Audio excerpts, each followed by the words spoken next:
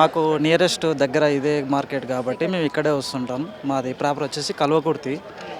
ఇక్కడ అంటే వేరే సైడ్ వెళ్ళినా కూడా అదే రేట్లు చెప్తున్నారు. ఇక్కడ వచ్చినా కూడా అదే రేట్లు చెప్తున్నారు. మినిమం ఇక్కడ 10,000 కంటే 10,000 నుంచి 13,000 కంటే ఎక్కువ లేదు మార్కెట్‌లో.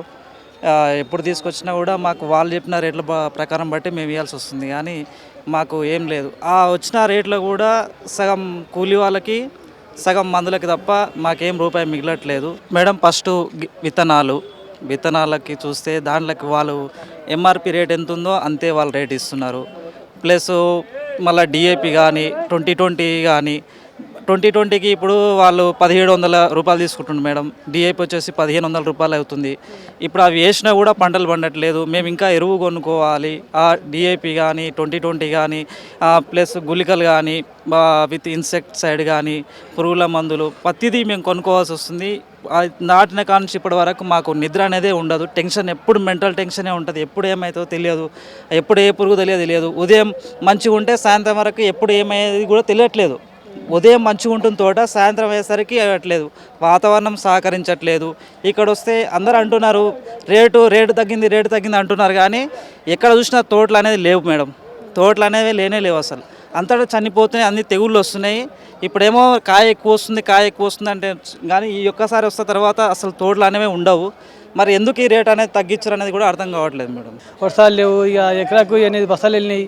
అంతా 24 గంటలు అంతా నీళ్ళు కట్టి పిండి చేసి గుంటుగా కొట్టి అంత అన్ని కష్టాలు పడితే కూడా అంతే. ఇంత కష్టపడితే కూడా ఎకరాకి 8 బస్తాలు వెళ్ళినాయి మిర్చి.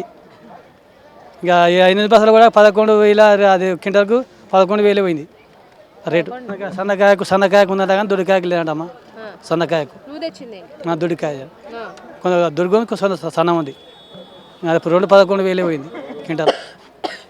అందుకే చాలా కష్టాలు పడుతున్నాం మేము రైతులం. అందుకోసానికి చాలా ఇబ్బంది పడుతున్నాం. ఇంతకుముందు కష్టం ఏం లేదు నాకు. అంతా ఇక మీ అంతా పెట్టుబడి అంతా మీరే పడది అంత అందుకోసానికి.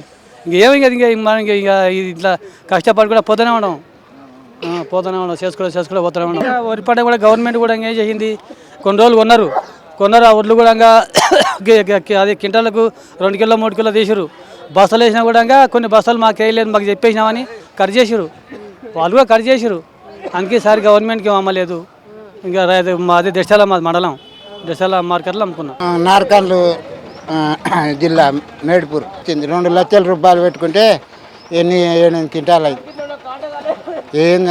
ఎంత రాలేదు, మీద పడ్డది. ఇక్కడికి వస్తే ఎవరు అడుగుతలేరు.